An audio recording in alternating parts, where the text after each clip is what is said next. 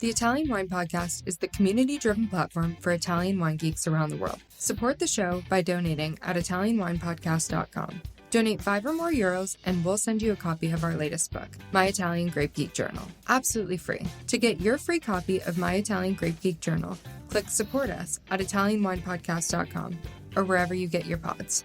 Grazie mille.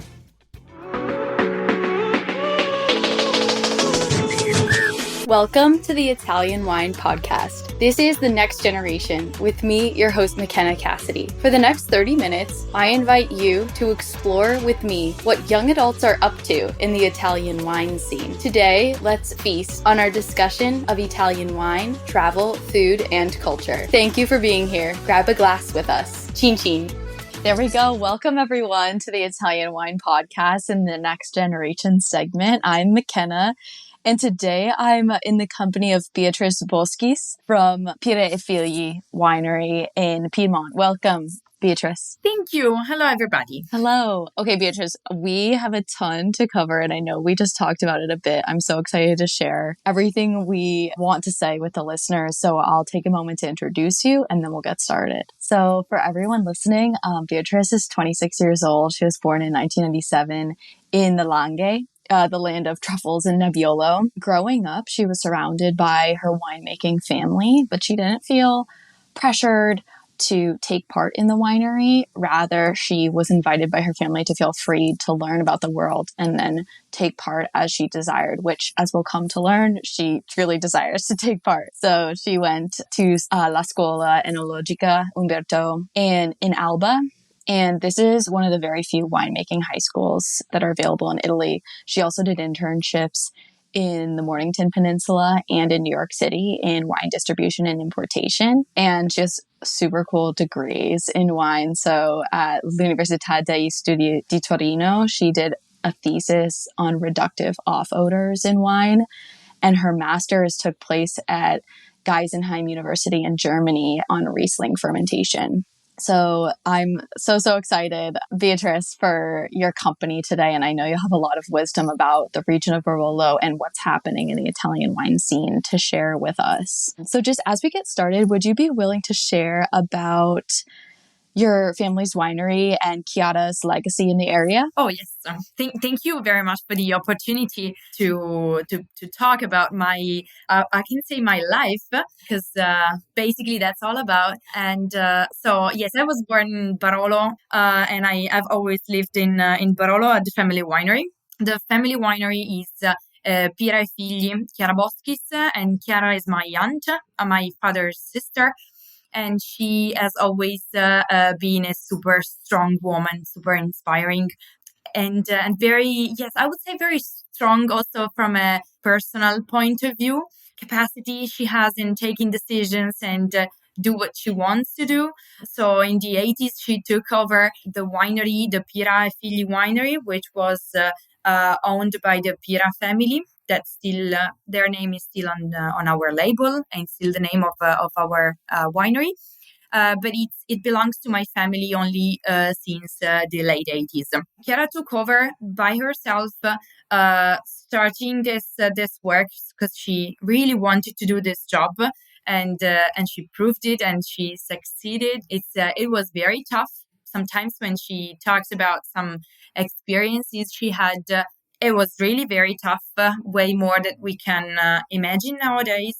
But it was very worth it because, the harder it is, the more satisfying, I think. She started with a couple of hectares of vineyards. So it was a small winery, but to do everything by herself, still it's a lot of work.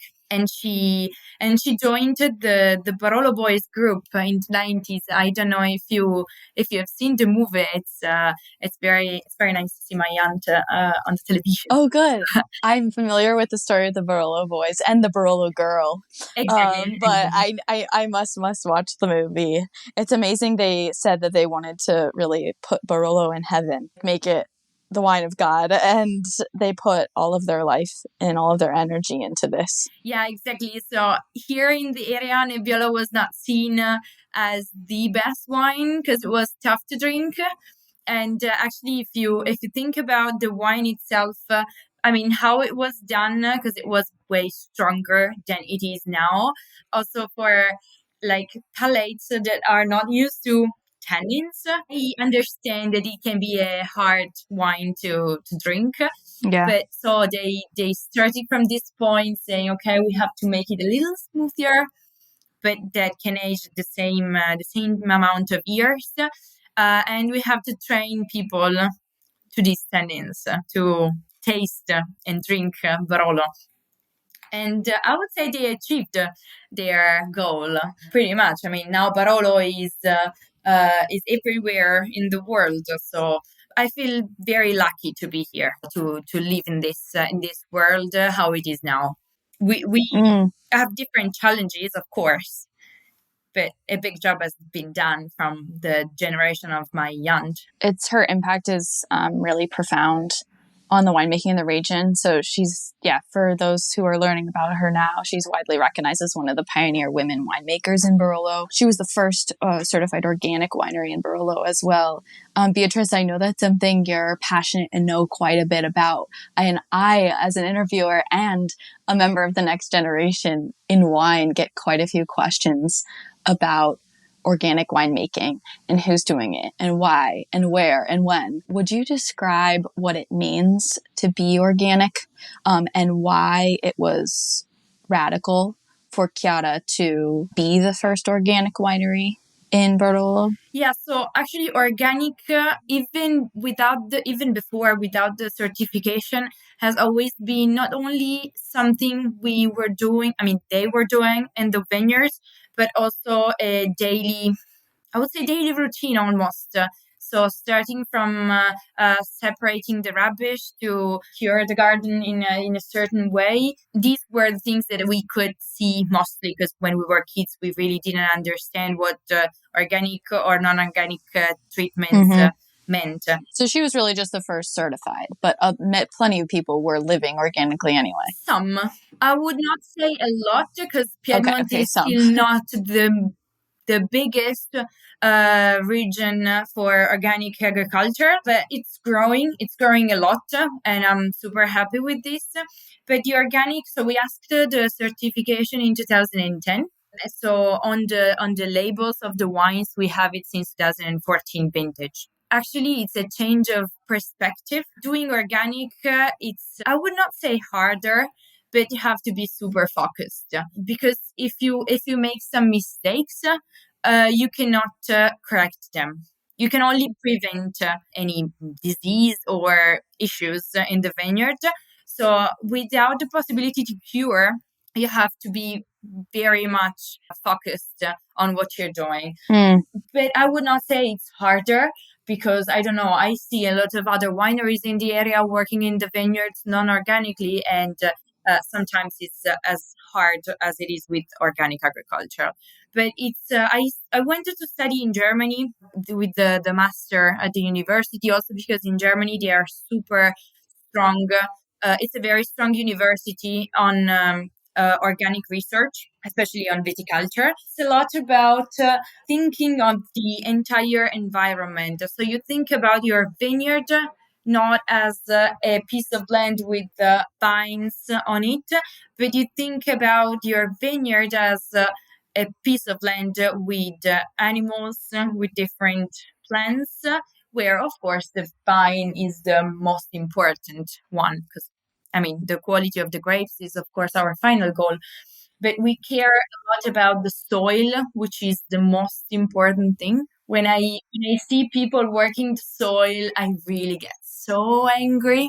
Something that we don't understand, because we can't see it directly, is the amount of soil that is eroded by storms, climate change. We are seeing this climate change with a lot of very intense storms, rainstorms, or hailstorms. All these things, they erode a lot the soil from the hills. Of course, our area is a very hilly area, and the top part of the soil is the most fertile. So it's where the most part of the roots of the vines are. So all the very good taste of the wine comes from all the microelements that are in the soil. And all these microelements are developed by all the microorganisms in the soil. So if you take care of the microorganisms in the soil, on the diversity of them and the amount of them as well, you take care of your final wine at the same time, because the higher quality of the grapes really comes from the soil. So, and we have to prevent very much the soil from erosion by keeping the grass between the rows, and also trying to increase increase as much as we can the amount of species that are in the covering the soil, because of course if it's more biodiverse, also the microorganisms are more diverse, and they develop more nutrients for the vines. And I'm super focused on this. Yeah. No, this is great. So when you're thinking about this, are you conscious of different elements like potassium, magnesium, calcium, and at the same time thinking about the insects, plants, and like smaller animals that are living in harmony with the vines and the soil?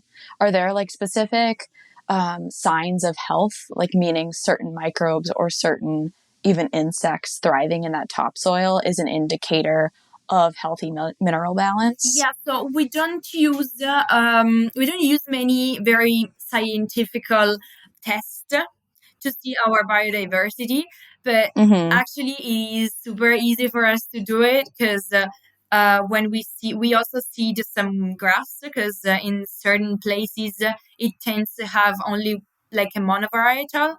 That is something that we really don't want to. You really see the color, the diversity of the green color on the grass, all the insects. An healthy vineyard, you really see when a lot of insects are there.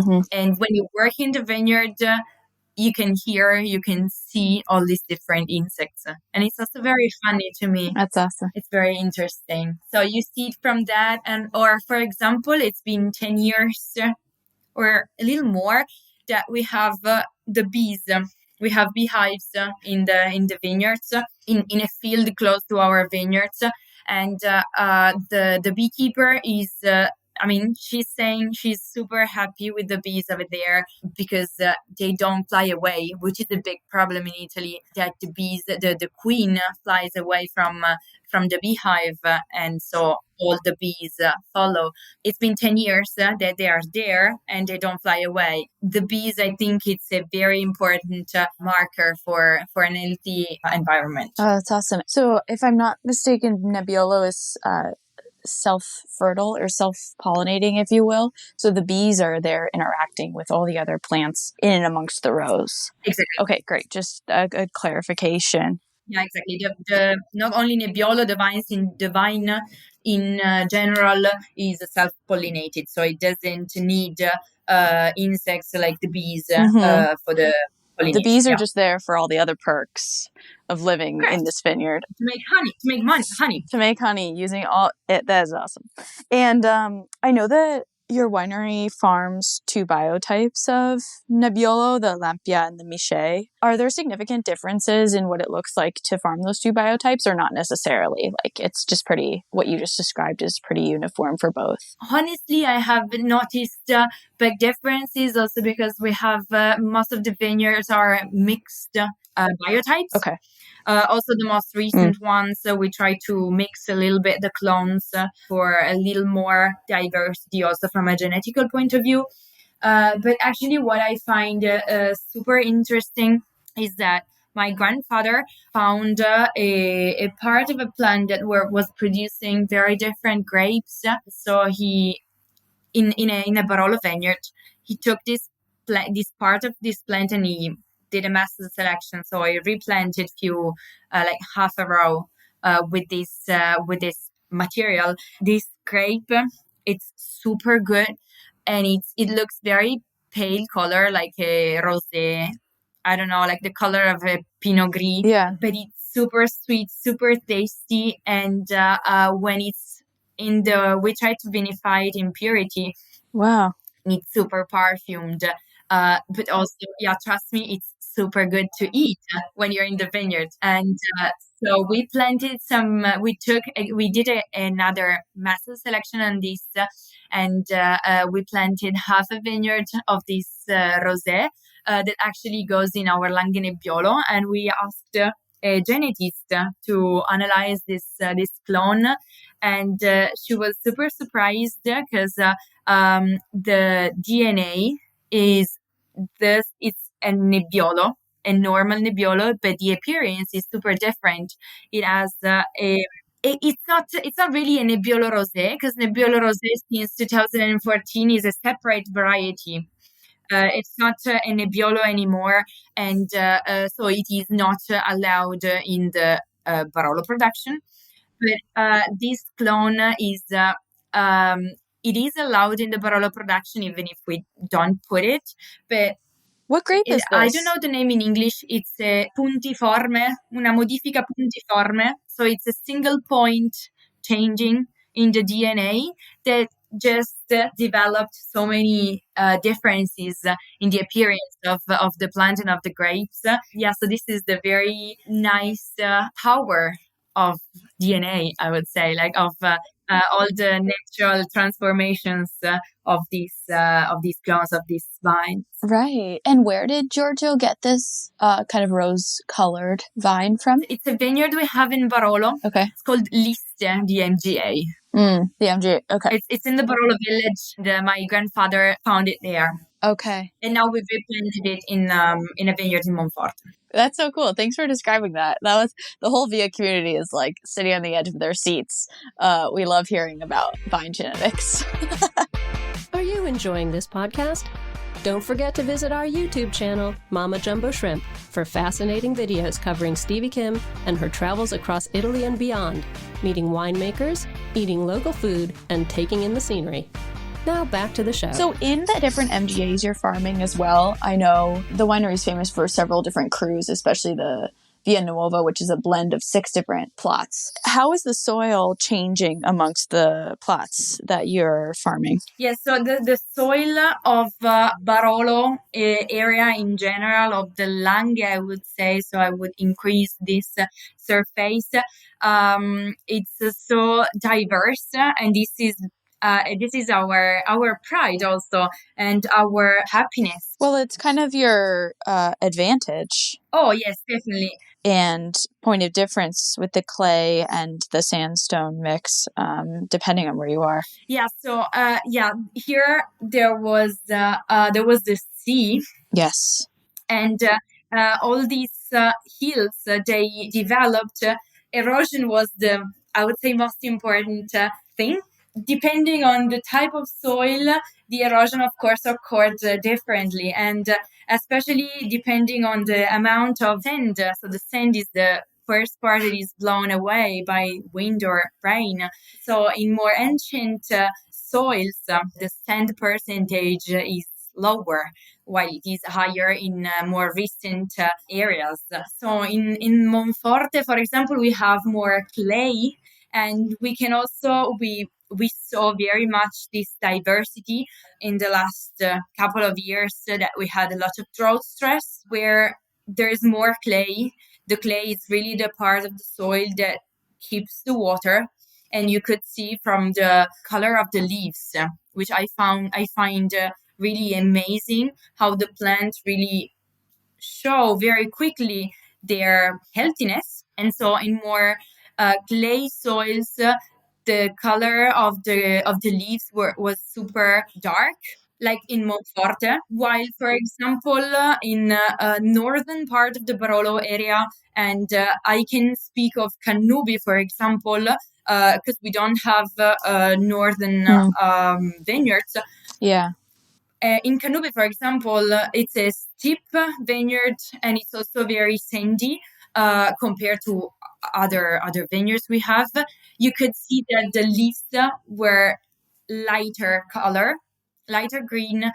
I don't know, I find this amazing. It's all calcareous soils. The limestone and clay percentages change very much compared to where we are, and also very frequently. I mean, I don't know if you have seen the map of the Barolo area. Yes. Super colorful map. Yes, it is. Even if you don't taste, you just understand how colorful it is.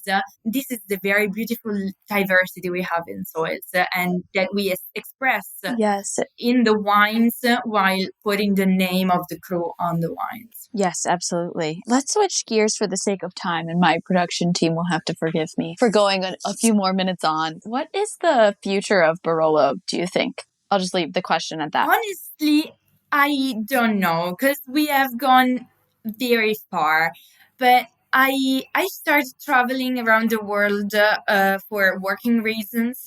What I find sometimes is that people know Barolo, but doesn't have no idea where it comes from, what it is, just by the name. Not that it makes me sad, but I would like people to go deeper in this wine because it's a fabulous wine. What I really like is that who drinks Barolo has come to the Lange once in a lifetime. Because when you come here, you can really understand what Barolo is from a deeper point of view. I mean, there's good wines all over the world, but there's not good Barolos all over the world. Yes. Beatrice, what do you think? Do you see young people, people over 18 or over 21, depending on what country they live in, do they seem to be drinking the caliber or the powerful wines like Barolo, or do they seem to be drinking more casual, easy drinking? And do you think that there's an issue with the casual drinking culture and the intensity of Barolo, or do you think that they can work together? I think that they can work together. But honestly, when I travel and I present the wines and I talk to customers or people, I see very little 20-year-old people. Barolo customers are, I would say, 40 years plus, mostly. Of course, it's an expensive wine. So when you're 20 years old, it's not easy to drink and to understand expensive wines and also powerful. It makes sense, yeah. I mean, of course, when you're younger, you start with the beer. And actually, in our area, there is also a very good production of beer. Oh, that's great. It is good. It's diversity also. I think that it just takes time. And we are in a moment that the generation is changing. Well, there's a lot of 30 years old people drinking Barolo and understanding. And I like these younger people very much because the passion you have at this age is something that you probably don't have anymore when you're 70 years old because you've already listened to a lot of people talking about wine and just want to drink it. No commentary. Yes. Yeah, so I like a lot when somebody is very interested in what you do. This is also the purpose we do all this work. We need to talk about what we're doing a lot and the importance also of like organic agricultural, but organic from a, let's say, vineyard point of view. The wines, the basic of the wines is they have to be good. They have to be very good. Like, for example, I wrote my thesis about reduction because I really hate reduction wines. It's really not my kind. I feel that a little bit as a faultiness. There's a lot of people that like it, so this is just really not my kind. The wines really have to be good and done in a good way. Also, on a social point of view, for example, in Italy, we do complain a lot about immigration, for example, but if we really think about that, agriculture in Italy wouldn't exist if not for immigration, because we do require a lot of work in the vineyards. So we need a lot of people working, especially in these hilly places. We can't use machines all over. And also quality of the machines hasn't reached yet a point that is like super high quality. The handwork is still a very good tool to make super high quality grapes, and also a very nice tool that we have to change a little bit our behavior towards the vintage. of course, we have to understand the vintage before go and work in the fields. From a social point of view, it's also very good because this vineyard require a lot of work. Young people have to understand all these parts instead of just drinking the cheapest supermarket wines because alcohol and not much more. Thank you for sharing your thoughts. That's awesome. Without naming names, was there a specific experience with wine that really turned you off from reductive qualities? Few. I can't say the names also because I don't have something specific in mind. Okay. But you started to pick it up. Yeah, I usually taste blind before looking at the label. So the impression I have is really on the wine. And then when I don't like the wines, I just want to forget the label. I don't even want to dwell on that. Oh, that's awesome. No, but yeah, I just had these experiences without specific. Sure. It does stress too, just the experience that a great Barolo wine can be. It's in your winery, made in clean air, in a clean environment, outside with fresh air, without, chemicals. And then through the winemaking process, oxygen is still welcome. You have to be careful because Nebbiolo oxidizes quite easily, but in a welcome way. So that is a really cool perspective that you've offered us. Unfortunately, we're out of time, Beatrice. I have 1,000 more questions for you, but I think that everything you've shared has been a really precise perspective for everyone listening. And I'm really excited for the listeners to get to hear the great detail that you provided. And I can't wait to have you back on the podcast. So thank you so much for your time. Thank you very much. Thank you very much. I'm super happy and excited about it. Thank you. Me too. Tante grazie for joining me today. Remember to catch our episodes weekly on the Italian Wine Podcast, available everywhere you get your pods. Salute.